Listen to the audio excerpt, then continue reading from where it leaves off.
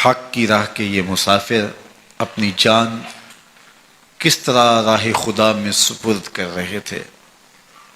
اہل کوفہ سہمے ہوئے، ڈرے ہوئے ابن زیاد کے دربار میں بیٹھے تھے، اور امام حسین رضی اللہ تعالی عنہ کے قتل کا، ان کی شہادت کا انہیں دکھ تو تھا، لیکن ان کے اندر ہمت، طاقت اور توانائی نہیں تھی۔ ان کی تلواریں یزید کے ساتھ رہیں اور دل امام حسین رضی اللہ تعالی عنہ کے ساتھ رکھنے کی بات کرتے تھے۔ پھر یہ قافلہ کوفہ سے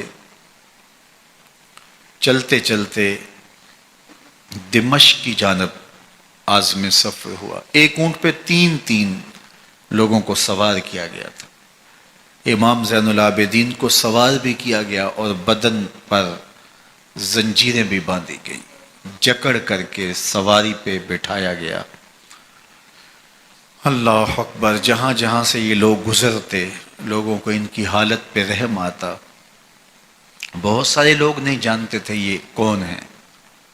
عمومی طور پہ راستوں میں یہی بتایا گیا کہ کچھ باغی لوگ ہیں جنہوں نے حکومت سے بغاوت کی، تو ان کے کیفر کردار تک پہنچا دیا گیا۔ راستے میں ایک گرجا گھر آیا اور وہاں یہ لوگ رات رکتے ہیں۔ گرجا گھر کی دیوار پہ لکھا ہوا تھا: اترجو امت قتلت حسین شفاعت جدہ یوم الحساب۔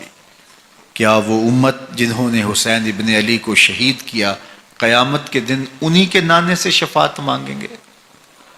کس منہ سے شفاعت طلب کریں گے؟ اسی حسین ابن علی کے نانا سے، جن کے بیٹے کو، جن کے شہزادے کو، نواسے کو ان لوگوں نے شہید کیا۔ جب یہ تقدس مآب قافلہ دمشق پہنچا تو راستے میں ایک شخص قرآن مجید کی تلاوت کر رہا تھا۔ اپنے مکان کی چھت پہ بیٹھ کے تلاوت کر رہا تھا، اور یہ قافلہ اس طرح سے گزر رہا تھا کہ شہیدوں کے کٹے ہوئے سر نیزوں کی نوک پہ تھے، اور عصمت شیار خواتین اور امام زین العابدین اونٹوں پہ بندھے ہوئے تھے۔ تو پڑھنے والا تلاوت کر رہا تھا کہ کہف اور رقیم یہ ہماری نشانیوں میں سے بڑی عجیب نشانیاں ہیں۔ تو جب وہ پڑھ رہا تھا تو سر حسین سے آواز آئی: یا تالی القرآن، اے قرآن پڑھنے والا ہے، اصحاب کہف سے زیادہ عجیب قتلی و حملی، میرا قتل کرنا اور نیزے کی نوک پہ چڑھایا جانا ہے۔ یہ قافلہ یزید کے دربار میں پہنچتا ہے۔ یزید بہت خوش ہوا اور اس نے حضرت امام زین العابدین رضی اللہ تعالیٰ عنہ سے کہا کہ تمہارے باپ نے میری حکومت کے خلاف بغاوت کی اور وہ اپنے انجام کو پہنچے۔ تو آپ نے جواب میں قرآن مجید کی آیات کی تلاوت کی اور اہل بیت کے مناقب اور فضائل بیان کیے۔ سیدہ زینب سلام اللہ علیہا کا ایک خطبہ اہل بیت کی عظمت، مناقب اور فضائل میں یزید کے دربار میں اپنی انوکھی اور البیلی شان رکھتا ہے۔ یزید پہلے تو خوش ہوا، لیکن جب اس نے لوگوں کے چہرے دیکھے تو وہ پریشان ہو گیا۔ حتیٰ کہ یزید کے دربار میں ایک عیسائی سفیر آیا ہوا تھا، تو اس نے جب کٹے ہوئے سر دیکھے اور خستہ حال سادات کی شہزادیوں کو دیکھا تو اس نے کہا یہ کون لوگ ہیں؟ تو اسے بتایا گیا، تو اس نے بڑے تاسف کا اظہار کیا، کہا کتنے بد نصیب لوگ ہو، ہمارے پاس حضرت عیسیٰ علیہ السلام کے گدھے کا کھر موجود ہے اور ہم اسے بھی عزت کی جگہ پہ رکھے ہوئے ہیں، اور تم کتنے بدبخت ہو، اپنے رسول کے نواسے کو شہید کر دیا۔ بے مروت بے وفا تیرا بھی کیا افسانہ ہے، جس نے اپنی ہی شمع کو گل کیا تو وہ پروانہ ہے۔ تو یزید نے جب لوگوں کے تیور دیکھے اور بدلتے ہوئے حالات دیکھے تو اس نے تعصف کا اظہار کیا اور کہا اللہ برا کرے ابن زیاد کا، وہ امام حسین کو میرے تک پہنچنے دیتا تو میں ان سے اچھا معاملہ کر لیتا۔ کچھ لوگ اس سے یزید کو بری الذمہ قرار دینے کی کوشش کرتے ہیں، لیکن یزید کے اپنے حکم سے سب کچھ ہوا۔ ابن اسیر نے لکھا ہے کہ جب یزید مرا تو ابن زیاد دمشق آ رہا تھا، اس کے ساتھ مسافر بن شریح بھی تھا، تو اچانک وہ کچھ سوچنے لگا۔ تو مسافر بن شریح نے کہا کہ ابن زیاد میں تمہیں بتاؤں تم کیا سوچ رہے ہو؟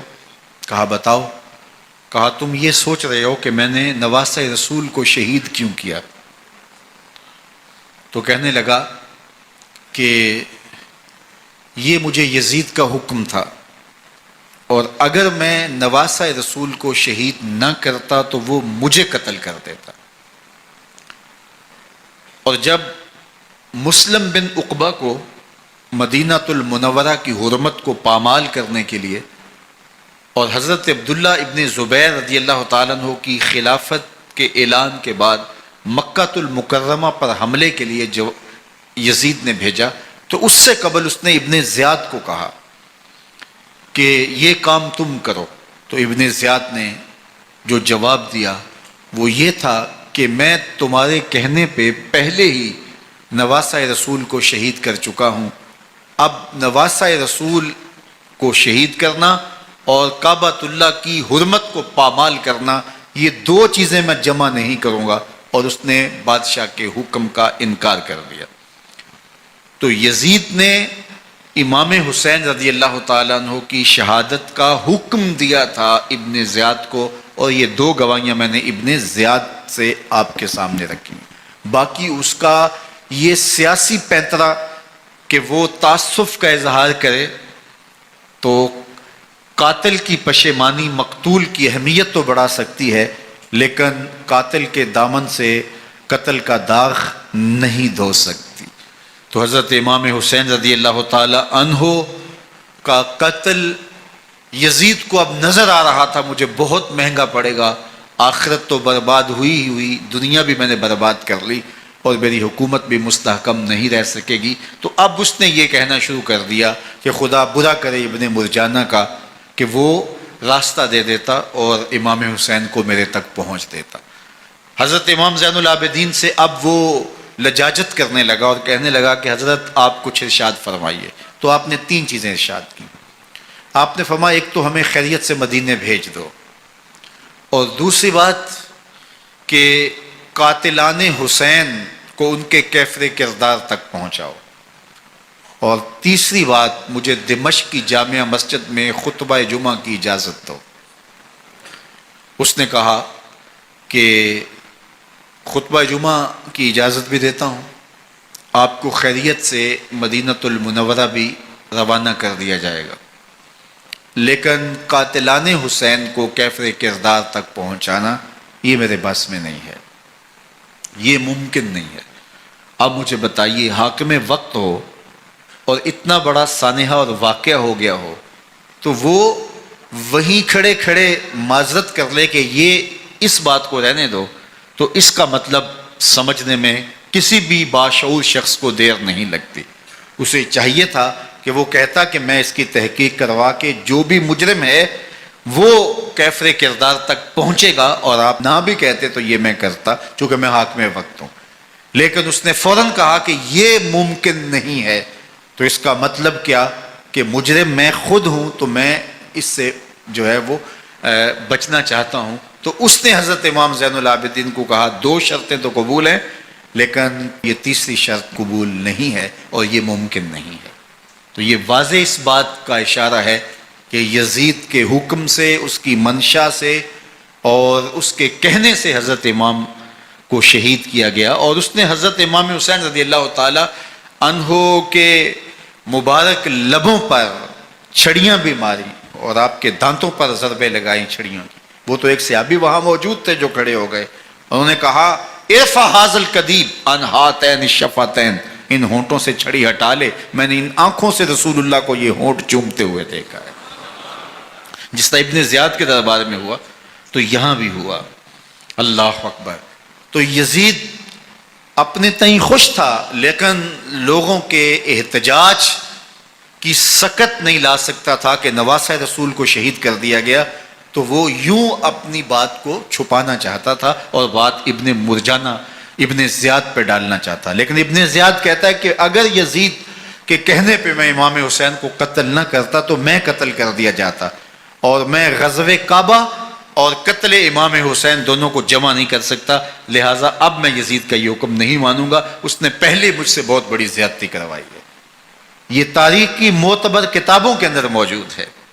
اب یزید نے کہا دو باتیں مان لیتا ہوں، آپ کو مدینہ المنورہ بھی رخصت کر دیتے ہیں، اور دوسرا آپ کو مسجد دمشق میں خطبہ کی اجازت بھی دیتے ہیں۔ اللہ اکبر۔ یہ وقتی تصرف تھا اس کا، ورنہ یہ کون ہے اجازت دینے والا؟ ممبر تو حسین ابن علی کے نانے کا ہے۔ خیر مسجد دمشق میں گئے، لوگوں کا ہجوم تھا، حضرت امام زین العابدین ممبر پہ جلوہ فراز ہوئے، خطابت تو ان کے گھر کی لونڈی ہے، تو جب آپ نے کھڑے ہو کر کے خطبہ دیا اور فضائل و مناقب اہل بیت بیان کیے، لوگوں کے سینوں کے اندر آتش محبت اہل بیت کی جوش مارنے لگی۔ یزید ڈر گیا کہ اگر کچھ دیر خطبہ جاری رہا تو کہیں ایسا نہ ہو کہ لوگ میرے خلاف اٹھ کھڑے ہوں، تو اس نے مؤذن کو اشارہ کیا اور وہ اذان دینے لگا۔ تو اس نے کہا اللہ اکبر اللہ اکبر، تو حضرت امام زین العابدین نے کہا اس میں کوئی شک نہیں کہ اللہ سب سے بڑا ہے۔ پھر کہا اشہد ان لا الہ الا اللہ، تو امام زین العابدین نے فرمایا کہ ہم نے اس بات کی اپنے خون سے گواہی دی ہے کہ اللہ کے علاوہ کوئی معبود نہیں ہے۔ پھر اس نے کہا اشہد ان محمد رسول اللہ، تو حضرت امام زین العابدین نے یزید کی آنکھوں میں آنکھیں ڈال کے کہا یزید دیکھ، اذان میں تیرے نانے کا نام ہے یا میرے نانے کا نام ہے؟ تو حسین ابن علی رضی اللہ تعالیٰ عنہ کا نام کبھی بھی مٹنے والا نہ زیاد کا وہ ستم رہا، نہ یزید کی رہی وہ جفا، رہا تو نام حسین جسے زندہ رکھتی ہے کرم۔